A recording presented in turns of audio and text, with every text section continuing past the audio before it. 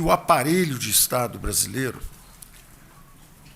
foi arquitetado em uma ordem politicamente fechada.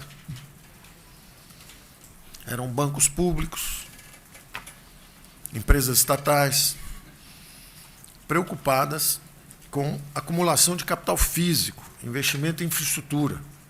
Eu digo sempre isso. Era construção de casas, então, BNH, subsídios a empresas e indústrias, BNDES,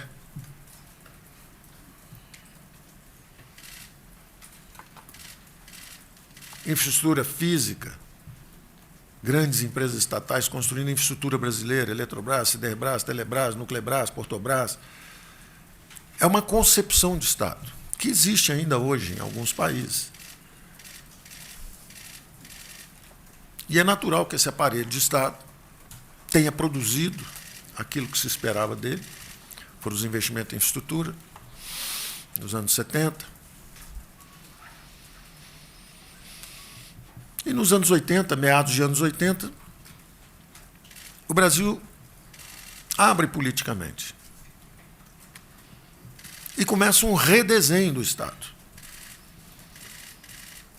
E eu, durante a campanha, disse isso, tenho repetido várias vezes, um Estado robesiano, um Estado moldado numa ordem politicamente fechada, começa a se transformar num Estado russoniano, para atender às legítimas aspirações sociais de uma democracia emergente.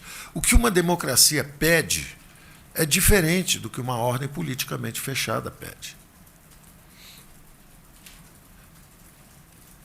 E começa a transformação do Estado brasileiro.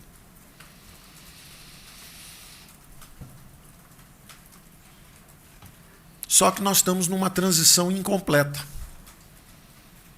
Essa transição foi muito lenta e nós nos perdemos em alguns momentos da nossa história, economicamente, porque estendemos esses recursos para algumas áreas sem cortar em outras. E fomos, então, visitados 2 vezes por um surto de hiperinflação, fomos à moratória e, desde então, experimentamos juros extraordinariamente elevados, impostos em elevação, e chegamos a um Estado que dizíamos sempre que gasta muito e gasta mal. Gasta muito porque chegou a 45% do PIB, gasta mal porque gastava um plano Marshall em juros. É inaceitável, virou o paraíso dos rentistas, o inferno dos empreendedores, por causa dos impostos altos, juros altos, um ambiente ruim e hostil para o crescimento econômico, para a criação de empregos, para os investimentos, e um ambiente bastante amigável para quem quer emprestar dinheiro para governo perdulário. Então, o grande desafio brasileiro é a transformação do Estado. É como transformar esse Estado, que gasta muito e gasta mal, numa máquina eficiente e fraterna.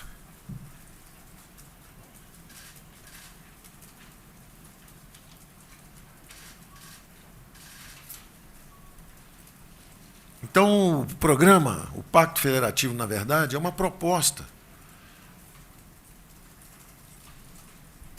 E, ao contrário do que ocorreu na reforma da Previdência, onde, se por um lado havia um ambiente mais maduro para a conversa, houve também alguns enfrentamentos, dessa vez, ao contrário.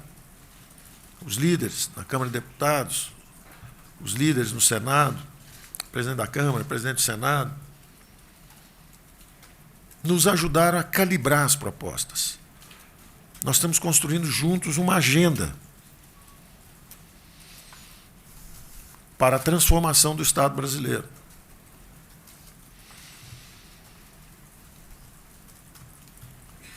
Essa transformação, como eu disse, ocorre em várias dimensões. Então, o Pacto Federativo é como se fosse um livro com vários capítulos. Ele é um grande acordo político para completar uma transição incompleta. A transição está incompleta. Nós saímos de uma ordem politicamente fechada, com um Estado aparelhado, para fazer infraestrutura e fomos em direção à democracia, que tem suas legítimas aspirações, mas os meios de atender não são ainda os mais eficientes. Então, você acaba gastando muito dinheiro, e aí os exemplos de desperdício são abundantes, de ineficiência são abundantes. 280 fundos parados, subsídio, por um lado, para empresas grandes e nada para as empresas menores, quando, na verdade, devia ter uma enxurrada de microcrédito e menos subsídios para as empresas grandes. O governo virou uma gigantesca máquina de transferência perversa de renda. Então, nós estamos tendo que corrigir isso. A reforma da Previdência foi uma dimensão dessa reforma do Estado também. E agora nós vamos entrar em outras dimensões. Então, o primeiro capítulo do livro, e esse livro tem 6 capítulos. São 3 PECs enviadas para o Senado,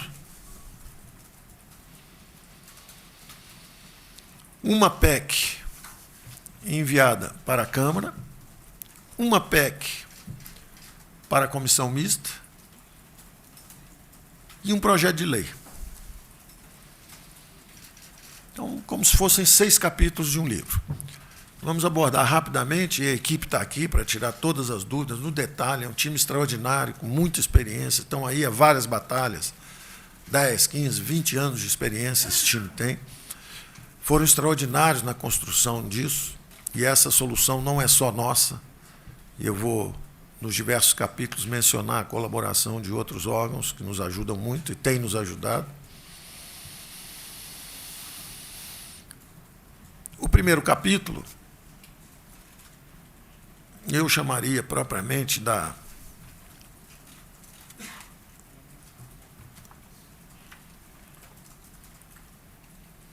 PEC do Pacto. Eu chamaria esse primeiro capítulo da PEC do Pacto, porque o objetivo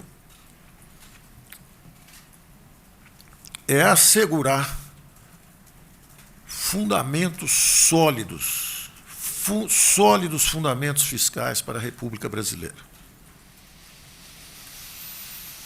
Nessa transição incompleta nossa, em que nós nos perdemos em alguns momentos, nós acabamos criando uma cultura de estabilidade monetária antes da lei de autonomia do Banco Central. A lei ainda não existe, mas a cultura anti-inflacionária já é parte do DNA institucional brasileiro.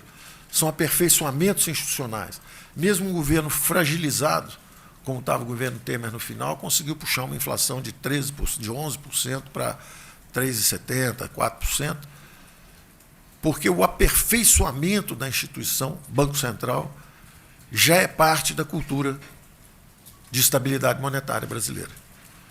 Então, é um caso interessantíssimo de como, visitados pela hiperinflação, pela tragédia da hiperinflação, nós adquirimos uma cultura de estabilidade monetária antes da lei.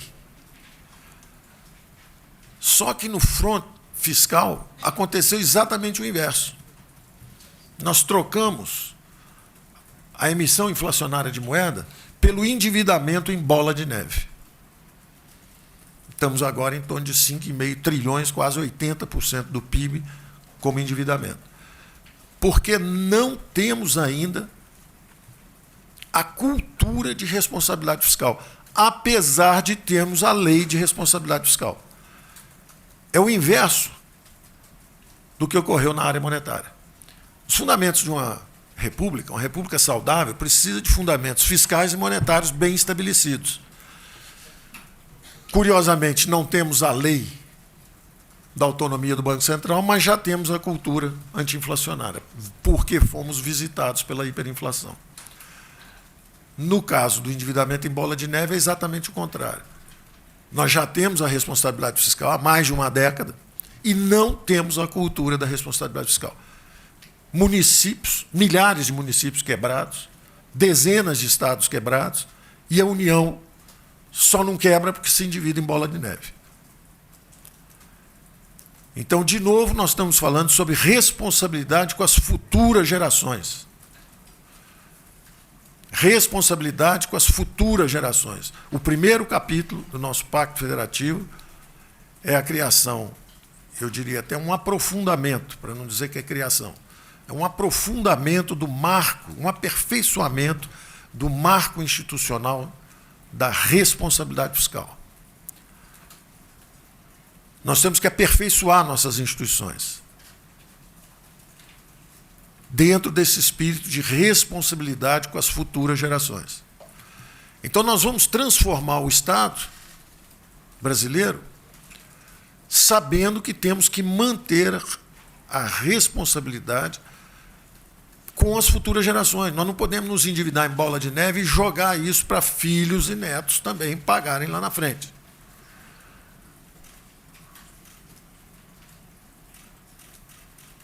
Estamos criando o Conselho Fiscal da República. Presidente da República, presidente da Câmara, deputados, presidente do Senado, presidente do Supremo Tribunal Federal, presidente do TCU, presidente da Associação dos TCS, todos os poderes que têm a capacidade de manter ou desestabilizar o equilíbrio fiscal da República, se reúnem a cada 3 meses para exame, monitoramento e considerações sobre a situação fiscal dos entes federativos.